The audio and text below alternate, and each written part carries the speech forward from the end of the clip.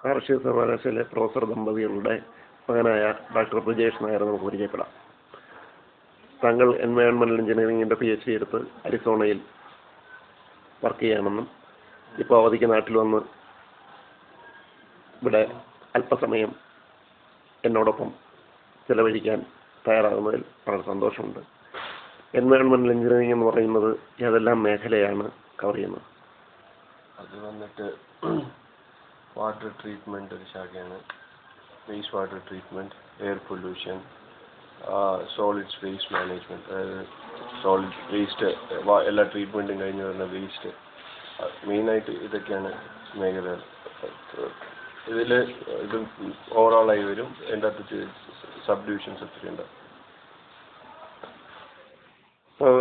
താങ്കൾ ഇവിടെ കേരളത്തിൽ പല പ്രാവശ്യം വരികയും ഇവിടെ ജനിച്ചു വളരുകയും ഇവിടെ തന്നെ പഠിക്കുകയും ഒക്കെ ചെയ്ത സിറ്റുവേഷൻ ആണോ ഇന്ന് തിരുവനന്തപുരം നഗരത്തിലൂടെ പോകുമ്പോൾ അവിടെയുള്ള വെള്ളമൊഴുകുന്ന നിർഗമനച്ചാലുകൾ, അല്ലെങ്കിൽ പാർവതി പുത്തനാറ്, അല്ലെങ്കിൽ കരമനയാറ്, കിള്ളിയാറ്, ഇതിൻ്റെ എല്ലാ അവസ്ഥ താങ്കൾ ഇന്ന് കാണുന്നുണ്ടോ? ഞാനിവിടെ ജനിച്ചു വളർന്നതാണ്. വന്നിട്ട് ഇപ്പോൾ പോയിട്ട് വരുമ്പോൾ വളരെ ഓബ്വിയസ് ആയിട്ട് എനിക്ക് തോന്നുന്ന ഒന്ന് തിരുവല്ലാറിൻ്റെ അവിടെയാണ്. കരമന ആറ് വന്നിട്ട് ചേർന്ന സ്ഥലത്ത് തിരുവല്ലം പാലത്തിൻ്റെ അടുത്ത്. അത് പണ്ടെന്ന് വെച്ച് കഴിഞ്ഞാൽ ഒത്തിരി ആൾക്കാർ നീന്തുകയൊക്കെ ചെയ്യണ കാണാറുണ്ടായിരുന്നു. ഇപ്പോൾ ആരുമേ നീന്തണ കാണാറില്ല, പൊല്യൂഷൻ കാരണം. ആ വെള്ളം മൊത്തത്തിൽ നമുക്ക് ഇവിടെ ഒരു waste water management, waste water collect ചെയ്തിട്ട് ട്രീറ്റ് ചെയ്യാനുള്ള ഒരു സമ്പ്രദായം നമുക്കില്ല. അതിൻ്റെ എല്ലാ ഇതും കണ്ട് അതുപോലെ തന്നെ അത് ഇനിയും ട്രീറ്റ് ചെയ്തില്ല എന്നുണ്ടെങ്കിൽ അതിൻ്റെ ഭവിഷ്യത്ത് ഗുരുതരമായിരിക്കും. അതേപോലെ തന്നെ പണ്ട് സീവേജ് ഫാം വലിയതോറെ പ്രവർത്തിച്ചിരുന്നു.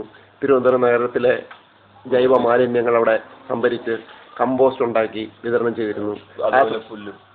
അതുപോലെ പുൽകൃഷി, പശുക്കളെ വളർത്താൻ വേണ്ടി പുൽകൃഷി ചെയ്തിരുന്നു. ആ സ്ഥലത്ത് നിന്ന് നമുക്ക് ലഭിച്ചുകൊണ്ടിരുന്ന കമ്പോസ്റ്റ് വളരെയധികം ഗുണനിലവാരമുള്ളതും തിരുവനന്തപുരം നഗരത്തെ തന്നെ ഒന്നാം സ്ഥാനത്ത് നിലനിർത്തിയിരുന്നു ശുചിത്വത്തിൻ്റെ കാര്യത്തിൽ. ഇന്ന് ആ സീവേജ് ഫാം പോയിട്ട് വെള്ളത്തിശാല വലിയൊരു പ്ലാന്റ് സ്ഥാപിക്കുകയും ഇവിടുത്തെ തിരുവനന്തപുരം നഗരത്തിൻ്റെ മാലിന്യങ്ങളുടെ ഒരു കൂമ്പാരം തന്നെ അവിടെ സൃഷ്ടിക്കുകയും ചെയ്തു. അതിൽ ഏറിയ പങ്കും ഖരമാലിന്യങ്ങളാണ്. ആ ഖരമാലിന്യങ്ങൾ കൂട്ടിയിട്ടിരിക്കുന്നതിൽ നിന്നും അലിഞ്ഞിറങ്ങുന്ന വെള്ളം നേരിട്ട് കരമനയാറ്റിലാണ് ഒഴുകിയെത്തുന്നത്. അതിനെപ്പറ്റി താങ്കളുടെ അഭിപ്രായം എന്താണ്? ഫസ്റ്റ് ഓഫ് ഓൾ, എത്ര വേസ്റ്റ് വാട്ടർ ഇവിടെ ജനറേറ്റ് ചെയ്യണമെന്നനുസരിച്ചുള്ള വേസ്റ്റ് വാട്ടർ ട്രീറ്റ്മെൻറ്റ് ഇവിടെ ഇല്ല. രണ്ടെന്ന് വെച്ച് കഴിഞ്ഞാൽ ഇങ്ങനെ മാലിന്യങ്ങൾ കൂട്ടിയിട്ടിരിക്കുമ്പോൾ അതിൻ്റെ അകത്ത് ഒത്തിരി ഹാംഫുള്ളായിട്ടുള്ള, നമുക്ക് മനുഷ്യന് ഹാംഫുള്ളായിട്ടുള്ള ഒത്തിരി പദാർത്ഥങ്ങളുണ്ട്. ആ പദാർത്ഥങ്ങളെല്ലാം ഒന്നുകിൽ വെള്ളത്തിൽ വരികയും അല്ലെങ്കിൽ മണ്ണിൻ്റെ അടിയിലേക്ക് ഇറങ്ങിപ്പോയി ഗ്രൗണ്ട് വാട്ടറിൽ എത്തുകയും ചെയ്യും പലപ്പോഴും. ഇപ്പോൾ ബാക്ടീരിയ വൈറസോ ആണ് വെള്ളത്തിൽ വന്നു കഴിഞ്ഞാൽ ചൂടാക്കുമ്പോൾ പോവും, അല്ലെങ്കിൽ നമുക്കൊരു അസുഖം വരും. അപ്പം തന്നെ അസുഖം വരും. അപ്പോൾ നമുക്ക് മനസ്സിലാക്കാൻ കഴിയും. പക്ഷെ ഇങ്ങനത്തെ മാലിന്യങ്ങൾ, എന്തെങ്കിലും കാഡ്മിയം അങ്ങനത്തെ മെറ്റൽസ് എല്ലാം വെള്ളത്തിൽ വന്ന് നമ്മൾ കുടിച്ചു കഴിഞ്ഞ് കഴിഞ്ഞാൽ അത് കാലക്രമേണ മേ ബി ഒരു 20 വർഷമൊക്കെ കഴിയുമ്പോൾ ക്യാൻസറിൻ്റെ രൂപത്തിലോ അല്ല അപ്പോഴേ നമ്മൾ അറിയുള്ളൂ. ഇപ്പോൾ ഇവിടെ നമ്മൾ പ്ലാൻ ചെയ്യാതെ ചെയ്യേണ്ടതുകൊണ്ട് അങ്ങനെ പലതും വരാൻ സാധ്യതയുണ്ട്. അതുപോലെ തന്നെയാണ് ഇപ്പോൾ നമ്മളിപ്പോൾ കൊക്കക്കോളയിലും അതിലും എല്ലാം ഇതുണ്ട്. നമ്മുടെ വെള്ളത്തിലുള്ള സംഭവം അത് പുറത്തു വരുന്നതാണ് ചെയ്ത് നോക്കുമ്പോൾ. യഥാർത്ഥത്തിൽ കൊക്കക്കോളയെ പറ്റി വലിയ വലിയ വിവാദങ്ങൾ ഉണ്ടാകുമ്പോൾ ഭൂഗർഭജലത്തിൽ അടങ്ങിയിരിക്കുന്ന ഇത്തരം കണ്ടന്റുകളുടെ ഒരു പഠനം ശരിയായി നമുക്ക് കാണാൻ കഴിയുന്നില്ല എന്നതിലെ വാസ്തവം. ഇപ്പോൾ ഭൂഗർഭജലം എടുത്തിട്ട് കൊക്കക്കോള ഉണ്ടാക്കുകയാണെന്ന് വയ്ക്കാം. അപ്പം അതിൻ്റെ അകത്ത് എന്തെങ്കിലും ഹാംഫുൾ ആയിട്ടുള്ള ലെഡോ അങ്ങനെ വല്ലതും ഉണ്ടെങ്കിൽ അതിപ്പോൾ കൊക്കക്കോള എന്നുള്ള ബഹുരാഷ്ട്ര കമ്പനി നമുക്ക് മാറ്റി നിർത്താം. നമ്മൾ വെള്ളം എടുക്കുമ്പോൾ അതിൻ്റെ അകത്തുണ്ടെങ്കിൽ അത് എങ്ങനെ അവിടെ എത്തി എന്നുള്ളത് നമ്മൾ മനസ്സിലാക്കേണ്ടത് ആവശ്യമാണ്. കാരണം ഇപ്പോൾ ലെഡുള്ള ഒരു സാധനം നമ്മൾ തറയിൽ കൊണ്ടിട്ട് അത് മഴ പെയ്യുമ്പോൾ അതിൻ്റെ കൂടെ വെള്ളത്തിൽ കൂടെ താഴെ ഇറങ്ങി അത് ഗ്രൗണ്ട് എത്തണം. അങ്ങനെയാണത്. അപ്പോൾ വെള്ളം പൊല്യൂട്ടഡാണ്. അതിൻ്റെ സോഴ്സ് കണ്ടുപിടിക്കുകയാണ് നമുക്ക് വേണ്ടത്. അപ്പോൾ കൊക്കക്കോളയിൽ ഉണ്ടായിരുന്നതിൽ പൊല്യൂട്ടൻസ് ഉണ്ടെങ്കിൽ അത് നമ്മൾ മണ്ണിൻ്റെ പില്ലിട്ടിട്ട് അത് മണ്ണിൽ കൂടെ ഇറങ്ങി സ്വീപ്പ് ചെയ്ത് അടിയിലെത്തിയതാവണം. അതേപോലെ തന്നെ കൃഷിയിടങ്ങളാണ് അതിൻ്റെ നാല് ചുറ്റുമുള്ളത്. ആ കൃഷിയിടങ്ങളിൽ ഉപയോഗിച്ചിട്ടുള്ള കീടനാശിനികളുടെയും രാസവളത്തിൻ്റെയും എഫക്റ്റും ഇതോടൊപ്പം കൂട്ടിക്കലരുന്നില്ലേ?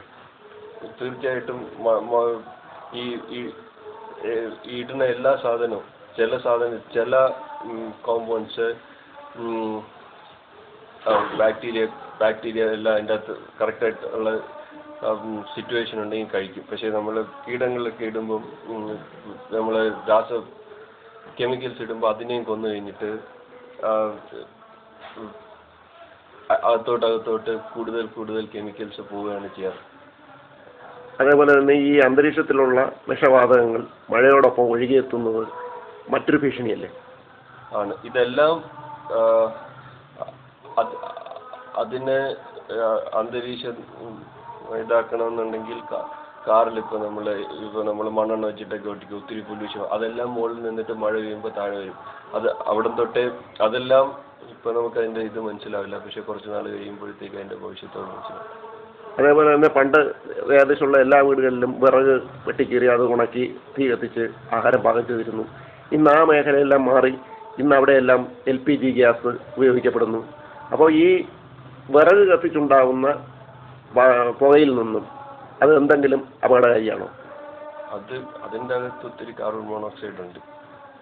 അത് ആ ഇനിഷ്യൽ പുകയിൽ, അതുകൊണ്ട് ലോങ് ടേം ഇതുകൊണ്ട് അസുഖങ്ങൾ വരാം ബ്രീത്ത് ചെയ്യുന്നത് കൊണ്ട്. അല്ലാതെ മഴയിലൂടെ മണ്ണിൽ വീഴുമ്പോൾ മണ്ണിൽ അത് ജൈവവളമായിട്ട് മാറുന്നില്ലേ? അതുണ്ടാവും. പക്ഷേ ഞാൻ പറഞ്ഞു വന്നത് ഡയറക്റ്റായിട്ട് ബ്രീത്ത് ചെയ്യുമ്പം അതിൻ്റെതായ ഇത്, കാരണം അതിൽ പലതും കാർബൺ മോണോക്സൈഡാണ്. അത് ബ്രീത്ത് ചെയ്യുന്നത് കൊണ്ട് അതിൻ്റെതായ ദൂഷ്യഫലങ്ങളുണ്ട്. മറ്റതിനെ കുറിച്ച് എനിക്കറിയാറില്ല. LPG ഗ്യാസ് അല്ല, അതെനിക്കറിയില്ല. അപ്പോൾ അതേപോലെ തന്നെ നമുക്കിവിടെ പൈപ്പിലൂടെ ലഭിക്കുന്ന കുടിവെള്ളം, അതിനെപ്പറ്റി താങ്കൾ ഇവിടെ പല പഠനങ്ങളും നടത്തിയിട്ടുണ്ട്. ഒരിക്കൽ NTVയുടെ പ്രോഗ്രാമിലൂടെ താങ്കളത് പറയുകയുണ്ടായി. യഥാർത്ഥത്തിൽ എന്താണ് കുടിവെള്ളമായിട്ട് ബന്ധപ്പെട്ട പ്രശ്നങ്ങൾ? കുടിവെള്ളത്തിൽ നമ്മുടെ കോൺസെപ്റ്റ് എന്ന് വെച്ച് കഴിഞ്ഞാൽ ക്ലോറിൻ ആഡ് ചെയ്ത വെള്ളം ശുദ്ധമാണ് കുടിക്കാനുള്ളൊരു കോൺസെപ്റ്റ് ഉണ്ട്. ശരിയല്ലേ? അതെ. പൈപ്പിൽ വരുന്ന അല്ല, ഇപ്പോൾ ഒരിടത്ത് എന്തെങ്കിലും ഒരു അസുഖം വന്നു കഴിഞ്ഞാൽ അവിടെ പോയി ക്ലോറിൻ ഇട്ട് കഴിഞ്ഞാൽ അത് ശരിയാണ്. കാരണം ക്ലോറിൻ ഇട്ട് കഴിഞ്ഞാൽ അതിൻ്റെ അകത്തുള്ള ബാക്ടീരിയയും വൈറസും എല്ലാം ചാവും.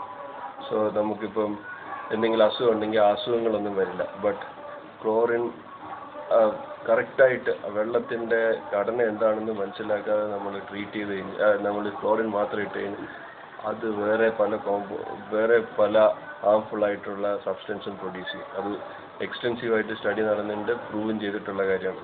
കാരണം ഇപ്പം എൻ്റെ വീട്ടിൽ വരണമെന്ന് വെച്ചാൽ കായലിൽ നിന്ന് നേരെ അടിച്ച് ഇട്ടിട്ട് എനിക്ക് തോന്നുന്നു ഫിൽട്രേഷൻ ഉണ്ടാവും. പക്ഷേ വരുമ്പോൾ പലപ്പോഴും കാണുന്ന ബ്രൗൺ നിറത്തിലാണ് വെള്ളം വരുന്നത്. അതിൻ്റെ അകത്ത് വെച്ച് കഴിഞ്ഞാൽ ഓർഗാനിക് കണ്ടൻറ്റ്, ഓർഗാനിക് കണ്ടൻറ്റ് വന്നിട്ട് തീർച്ചയായിട്ടും ഒരു 5-6 മില്ലിഗ്രാം പെർ ലിറ്റർ ഉണ്ടാവും. അങ്ങനെയുള്ള ഇതിൽ ക്ലോറിൻ ആഡ് ചെയ്ത് കഴിഞ്ഞാൽ ആ വെള്ളം ഒരു ദിവസം വല്ലതൊക്കെ വെച്ച് കഴിഞ്ഞാൽ തീർച്ചയായിട്ടും അതിൻ്റെ അകത്ത് ഡിസ്ഇൻഫെക്ഷൻ ബൈ പ്രോഡക്ട്സ് എന്ന് പറയും, അതുണ്ടായി കഴിഞ്ഞ് കഴിഞ്ഞാൽ അത് വേൾഡ് ഹെൽത്ത് ഓർഗനൈസേഷനൊക്കെ പറഞ്ഞിരിക്കുന്നതിനേക്കാൾ കൂടുതൽ ലിമിറ്റിൽ ആ കോമ്പൗണ്ട്സ് ഉണ്ടാവും. പക്ഷെ അത് എനിക്ക് തോന്നുന്നു, ഞാൻ തമിഴ്നാട്ടിലെ 1-2 സാറന്മാരോടൊക്കെ സംസാരിക്കേണ്ടത്, നമ്മൾ അതൊന്നും ടെസ്റ്റ് കൂടി ചെയ്യണ്ട. ആ കോമ്പൗണ്ട്സ് ക്ലോറിൻ ഇടുന്നു, ആർക്കും അസുഖം വരുന്നില്ല, അതോടെ തീർന്നു. പക്ഷെ ഇതൊക്കെ വെച്ച് കഴിഞ്ഞാൽ ഗ്രാജുവലായിട്ട് അത് മനുഷ്യനെ അഫക്റ്റ് ചെയ്യാൻ തുടങ്ങും. അതിപ്പം നമ്മളിപ്പോൾ അറിയില്ല, കുറച്ച് നാൾ കഴിയുമ്പോൾ പറഞ്ഞു തുടങ്ങും.